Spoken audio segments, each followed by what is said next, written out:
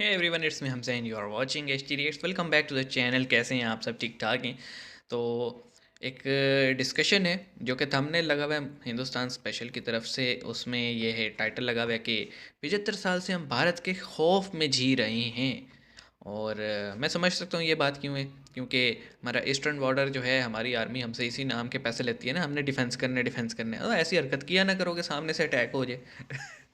और western border पे भी अब तालिबान है, तो मेरे ख्याल में अब इनको टाइटल ये लिखना चाहिए था कि 75 साल से हम भारत के खौफ में जी रहे हैं और 25 साल से हम तालिबान के खौफ में जी रहे हैं।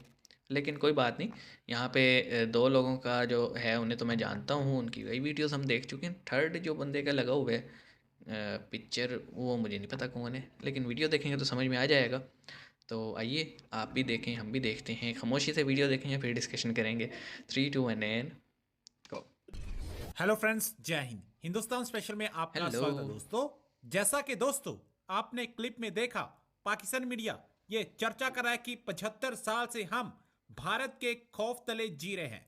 दरअसल पाकिस्तान मीडिया कंफ्यूज है कि भारत हमें तबाह और बर्बाद कर रहा है या हमारा देश खुद अपनी गलत नीतियों की वजह से तबाह और बर्बाद हो रहा है।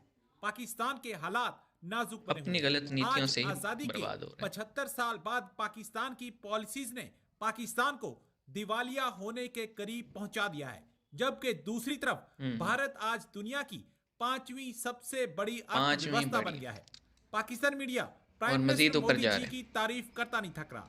पाकिस्तानी मीडिया यह बता रहा है कि देखो कैसे मोदी साहब ने दूसरे देशों से मिले गिफ्ट्स को भी भारतीयों के भलाई के लिए दे दिया, और हाँ पाकिस्तान में जी। यही पैसे पाकिस्तानी प्राइम मिनिस्टर अपनी निजी खर्चे के लिए ले लेता है। जेब में डाल के पाकिस्तान भाग गए। आज ये मान रहा है कि जितनी जंगें भारत से हुई वह पाकिस्तान ने ही शुरू की, और सब जंगों में ही बिल्कुल। पाकिस्तान को शिकस्त मिली। दरअसल ये बताएं कि ये ये जो भी ठीक बात है। है कि इंडिया ने हमें तबाह कर देना है और हमने अपनी फॉरेन पॉलिसी नेशनल सिक्योरिटी में इस चीज को डाल दिया और 75 साल उसी में लगे रहे। आज 75 साल बाद आप क्या देखते हैं, इंडिया ने हमें कितना तबाह किया और हमने अपने आप को कितना तबाह किया। दो पोर्शंस में बोलूंगा। एक तो मैं भारत के एलिमेंट की बात बाद में करता हूं। सबसे पहले मैं पाकिस्तान के वो 75 सालों पे 5 मिनट बोलना चाहूंगा, 2 3 मिनट बोलना चाहूंगा। बोले सर, बोले बोले। मेरा सबसे पहले ये क्वेश्चन है, क्या वाकई आपने पाकिस्तान बनाया था? क्या आपने वाकई ही जस्टिफाई किया द लैंड ऑफ द प्योर्स? क्या आपने लोगों को धोखा नहीं दिया था कि आए आपको ला इलाहा इल्लल्लाह दें, और आपने उनके साथ क्या ज्यादती की है? पहला मेरा ये क्वेश्चन ही है, और मेरा ये क्वेश्चन सारे पाकिस्तानियों से, 25 करोड़ लोगों से है जो लगभग इस वक्त पाकिस्तान में रहते हैं। Are you satisfied with the promise which was made to you for the land of not at pures? All. क्या ट्रांसपेरेंसी इवन मैं तो एग्री इंटरनेशनल भी की नहीं जो करता अभी कि पिछले हफ्ते रिपोर्ट क्या आई ही है कि आप जरूरत थी। करप्शन में किस तरीके से मुलव्वस हैं, और आपकी पुलिस और आपकी अदालतों के हालात क्या हैं? क्या आपकी अदालतें 139 में से दुनिया में से 130 नंबर पर आ रही हैं? क्या यही मकसद है ला इलाहा इल्लल्लाह का? मतलब ये है। पहला ये मेरा क्वेश्चन। दूसरा, आपने पाकिस्तान में तो ज्यादती यही है। की अपने मैं खासकर डॉक्टर साहब, मेरे मोहतरम डॉक्टर साहब ने 71 की भी बात की। 71 से ईस्ट पाकिस्तान का कंक्लूजन हुआ था 1971 में। आपने 60s में ही बातें करनी जी। शुरू कर दी थी कि बंगालियों से जान 62 छुड़ाओ, में। ये हमारे ऊपर एक बिल्कुल। बोझ है। अब उससे मैं आगे बिल्कुल चलना बिल्कुल चाहूंगा कि सही बात इंडिया है। के ऊपर जो ब्लेम किया गया है, आपको एक फिक्शन बताई गई है हमेशा, एक नेशनल सिक्योरिटी थ्रेट बनाकर सिर्फ पैसे बनाने के लिए। एग्जैक्टली। मैं सेकंड सर, आप तो करूंगा मेरी वाली डॉक्टर बात कह इश्तियाक रहे हो। साहब की बात का कि, और इसको सिर्फ मैं डॉक्टर इश्तियाक साहब की बात नहीं करूंगा। आज कोई भी देखने वाला अगर हमें चैलेंज करना चाहता है तो यूट्यूब पे जाए। Asghar Khan sahib, who was air marshal of the Pakistan air force, he Asghar Khan case said भी in बहुत his लंबा statement चला था। कि every war has been started by Pakistan. Right. Pakistan. हर जंग आपने शुरू की और हर जंग आपने हारी। This is not the we are और हर टॉकिंग जंग अबाउट में हियर, कुछ ना कुछ दिस इलाका इज भी ऑन गया। यूट्यूब। और उसके बाद आपने कश्मीर का एक मुद्दा खड़ा रखा सारी जिंदगी, ताकि आप डिफेंस पैसे के बनाने बजट के को लिए। आप निचोड़ सकें। आप इस कौम के खून के साथ अपनी जो है वो भूख मिटाते रहे। लेकिन आज जिस पोजीशन पर आप पहुंचे हैं, $6.7 billion versus 560 five billion hundred India plus foreign reserve, 8 to 9 billion Afghanistan foreign reserve. और मैं बात यह करूंगा कि आप इतने बेहिस और बेजमीर हो चुके हैं कि आज भी आपके हर चैनल के ऊपर हर एंकर परवेज लाई की बात कर रहा है कि किस तरह he can become a chief minister of Noon league. किसी को कोई एहसास नहीं है व्हाट आर योर डायरेक्शन। और दूसरी एक लास्ट इस आर्गुमेंट में बात करना चाहूंगा चीमा साहब, आप कह रहे, डॉक्टर साहब ने भी फरमाया है कि जब ये डिसइंटीग्रेटेड, जब ये खत्म होगा सिलसिला, लोग कहाँ जाएंगे? डॉक्टर साहब, लोग पैदल चलकर इस्तांबुल जा रहे हैं। आज मैं दुख के साथ कहूंगा, जी इस्तांबुल से जो भी कश्ती चलती है ग्रीस की तरफ, उसमें 70% पाकिस्तानी होते हैं। मैक्सिमम पाकिस्तानी होते हैं उसमें 70% पाकिस्तानी होते हैं जो ग्रीस और इटली जा रहे हैं। आप लोग वहां और से रास्ते में हिजरत मारे करके जाते बड़े हैं। अरसे से भाग रहे हैं। आप उस साइड पे देखना नहीं चाहते। इस वक्त आपके देखें, आप जिनको ये लोग पाकिस्तान में बैठ कहते हैं कि ये हमारी फॉरेन रेमिटेंस आ रही है, ये हमारा एसेट्स है। सऊदी अरेबिया में you become third class human living there with the name of Rafiq, मस्कीन एंड गरीब। ओके ओके, तो फर्स्ट ऑफ ऑल सर ने बड़ी प्यारी बात की और बड़ी स्ट्रेट फॉरवर्ड बात की, और मेरे ख्याल में पढ़ी लिखी जो यूथ है, ख़ास तौर पे वो यूथ जो सिर्फ मुताला पाकिस्तान पढ़ के बड़ी नहीं हुई, वो आउट ऑफ क्यूरियस, अपनी माइंड के क्यूरियोसिटी की वजह से उन्होंने different international books, international authors को पढ़ा है और खुली ज़हनियत के साथ पढ़ा है, सीखने के लिए पढ़ा है, ना कि वो कहते हैं ना कुछ लोग पढ़ाई करते हैं वो भी सिर्फ इसलिए कि यार क्या है नंबर लेने हैं, सीखने के लिए पढ़ा है, तो चीज़ों को समझा होगा उन्होंने। पाकिस्तान ने हमेशा वॉर स्टार्ट किया है, मैं इस चीज़ को प्रूफ भी कर सकता हूँ। पाकिस्तान में उस चीज़ को कहा जाता है, हम तो जनाब एज अ फ्रीडम फाइटर काम कर रहे थे। सर आप कैसे फ्रीडम फाइटर हो कि आपने 47 48 में इन्फिल्ट्रेट किया पश्तून मिलिशिया और पठान मिलिशिया और के थ्रू, और फिर जो है ना आपने गिलगित और पीओके लिया, और फिर दुनिया को दिखाने के लिए पाकिस्तान आर्मी वहाँ पे पहुँच गई कि नहीं नहीं हम तो इनकी मदद करने आए हैं, और फिर वो एलओसी बना ली, और आपको भी पता था कि जितना ले सकते थे ले लिया, क्योंकि अब सामने से इंडियन आर्मी आ गई है तो लेने के देने पड़ जाएंगे, इसलिए वो एलओसी पक्की कर दी गई।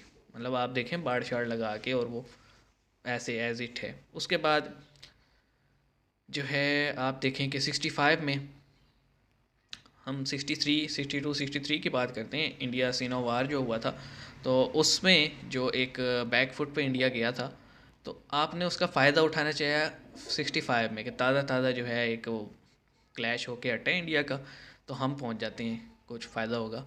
आपने जिब्राल्टर स्टार्ट किया और उसका रिज़ल्ट फिर आपके सामने है कि 17 दिन 18 दिन जंग चली, आपका असला ख़त्म, पैसे वैसे थे नहीं, आपने उंगली की, आपको थप्पड़ पड़ा, और उसमें भी आपके बहुत सारे इलाके जो हैं वो छोटे छोटे ही कह लें लेकिन चले गए।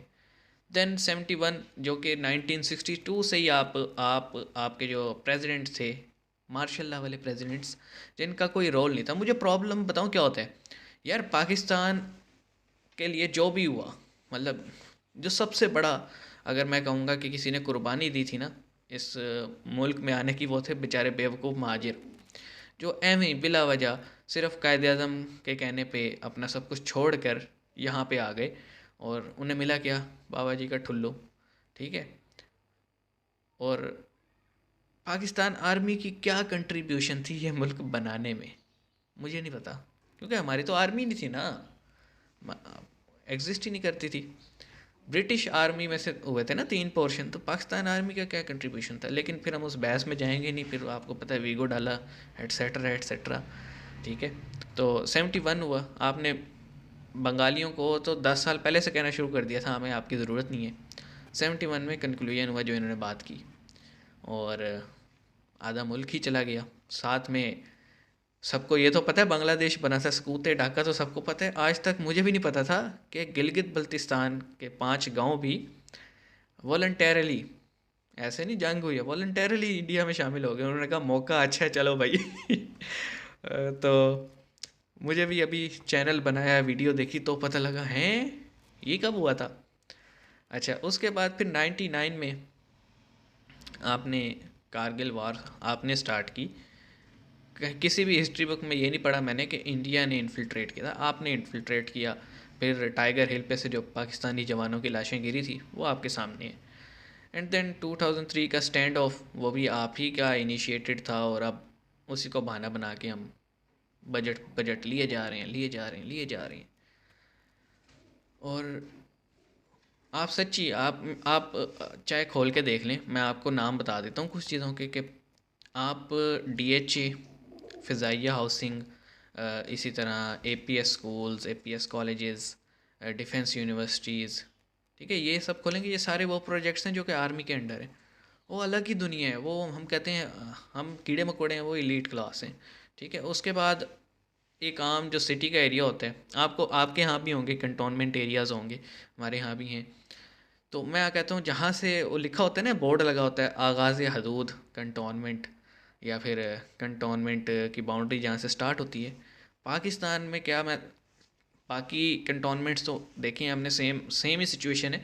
मुल्तान का पर्टिकुलरली यहाँ रहता हूँ, चक्कर भी लगते रहते हैं वहाँ पे, तो रोड ही चेंज हो जाता है भाई। आप जैसे ही कंटोनमेंट में एंटर होगे, ऐसा बेहतरीन रोड जैसे हाईवे बना हुआ है, अच्छी अच्छी बिल्डिंग्स, ग्रीनरी, सब कुछ हैं, बड़ी बड़ी इमारतें, मॉल्स, शॉपिंग एरियाज़। तो आप कहोगे हम तो डाउनटाउन में आ गए, लेकिन वो हमारा कंटोनमेंट एरिया है। तो मतलब बजट लेके आप कहाँ लगा रहे हैं। और फिर ठीक है, एक एक फ़ौजी, एक कैप्टन जो है, वो अपने मुल्क के लिए बड़ा काट रहा होता है, कष्ट काट रहा होता है, लेकिन प्रॉब्लम क्या है कि फ़ौजी तो बेचारा होता है, बेचारे ये होते हैं गांव देहात के ज़्यादातर, उसी एरिया से ना, गांव देहात से जितने भी फ़ौजी उठा लें छोटे एरिया से आए होंगे, लेकिन जो उनके ऊपर कमांड कर रहे हैं ना, वो होंगे सिटीज़ के एरियाज़ के।